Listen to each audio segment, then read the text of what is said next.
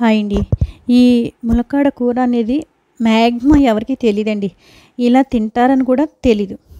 నేను చేసే విధానంలో కొంచెం ఒక్క 2 స్పూన్లు బియ్యం అయితే నానబెట్టేసుకుందాం ఒక 3 అవర్స్ ముందర. అయితే కొబ్బరికాయ ఉండాలి కంపల్సరీ ఈ కూరకి. కొబ్బరికాయ నెక్స్ట్ బియ్యం మిక్సీ ఆడేసుకుందాం పేస్ట్ లాగా. ములక్కాళ్ళు హాఫ్ బాయిల్ ఫుల్ బాయిల్గా కొంచెం లైట్గా సాల్ట్ వేసి వేయనట్టుగా ఉడకబెట్టేసుకుందాం. ఇది పేస్ట్ ఆడేసుకున్న తర్వాత కొంచెం మినపప్పు శనగపప్పు ప్లస్ ఆవాలు, శనగపప్పు వేయలేండి, ప్లస్ ఆవాలు వేయించేసుకుని కారం కొంచెం తక్కువ వేసాను నేను.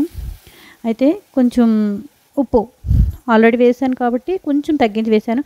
ఒక్క 2 స్పూన్స్ పంచదార అయినా బెల్లమైనా ఇలా ఉడకబెట్టుకున్న దాంట్లో పోపు వేసేసుకున్న తర్వాత ఇలా ఈ పేస్ట్ అంతా వేసేసుకుని ఒక గ్లాసు వాటర్ అయితే మాత్రం ఫుల్గా పట్టేస్తుందండి. ఇలా తిప్పుతూ ఉంటే బొంబాయి చట్నీ లాగే సేమ్ ప్రాసెస్.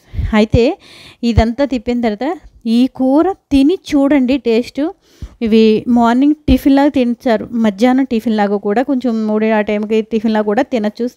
అయితే ఇది చాలా మంచిదండి ఆరోగ్యానికి కూడాను. మీరు ఎప్పుడైనా ట్రై చేయండి. రైస్లోకి ఇష్టమైతే తినచ్చు, లేదంటే లేదు. ములక్కాడ కొబ్బరికాయ